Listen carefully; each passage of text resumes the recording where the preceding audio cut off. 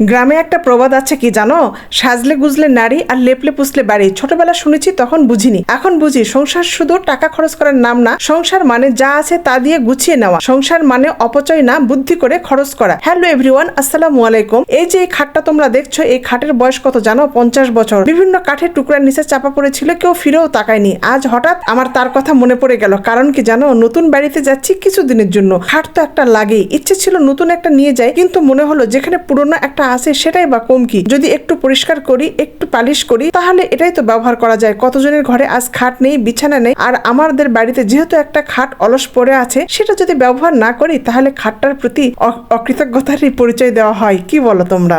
আমি এমন মানুষ না যে শুধু দেখানোর জন্য নতুন কিছু কিনি। আমার কাছে টাকার সেফ হওয়াটা গুরুত্বপূর্ণ, আর সংসারের সৌন্দর্য আসে গুছিয়ে চলা থেকে, দামি জিনিস দিয়ে নয়। অনেক সময় আমরা এমন জিনিস কিনে ফেলি যেটা প্রয়োজন ছিল না, শুধু পাশের বাড়ির ভাব দেখানোর জন্য, বাজারের ট্রেন্ড দেখে কিংবা ইউটিউবের সাজেশন দেখে কিনে ফেলি। কিন্তু সেই জিনিসগুলো কয়দিন পরে দেখো ধুলা ময়লায় পড়ে থাকে, আর কাজের সময় দেখো হাতে টাকা নেই। আমি বলি কি, সংসার করো নিজের মতো, অপচয় করো না। যা আছে সেটা দিয়ে শুরু করো। পুরনো খাট হোক, পুরনো থালা হোক, যদি মমতা থাকে সেটাই হয়ে ওঠে স্বর্গ। এই যে এই খাটটা বের করলাম, এতে ঘুমালেই বুঝি সুখ আসবে? না, সুখ আসে কখন জানো? যখন মাথায় কোনো চিন্তা থাকে না, যখন ভাবলেই মনে পড়ে যায় আমি অযথা এক পয়সাও খরচ করিনি, তখনই ভিতর থেকে শান্তি আসে। আর এই শান্তিটাই সংসারে আসল সৌন্দর্য। খরচ করে সবাই সংসার চালায়, কিন্তু গুছিয়ে যারা চলে তারাই হয় সংসারের রানী। আর আমি চাই আমার প্রতিটা বন্ধু হোক সেই রানী। পুরনো জিনিস, পুরনো স্মৃতি, সবকিছুর মাঝে যদি মমতা থাকে, তবে নতুন কিছু কেনার দরকারই হয় না। তো তোমরা যারা কষ্ট করে আমার ভিডিওটা, আমার পেঁচাল এত দূর পর্যন্ত শুনেছ, সবাইকে অসংখ্য অসংখ্য ধন্যবাদ। আর যদি আমার কথাগুলো ভালো লাগে, তাহলে অবশ্যই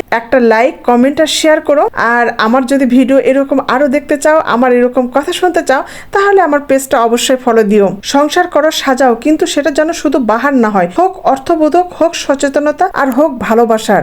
সংসার মানে বড় বড় খরচে নয়, ছোট ছোট জিনিসে যদি মমতা থাকে তবেই সুখ আসে। একটা পুরনো কাপড় সেলাই করে পরলে সেটা কষ্ট না, বুদ্ধিমানের কাজ। আজ যেটা ফেললা মনে হচ্ছে, কাল সেটা দরকারি হয়ে দাঁড়াতে পারে।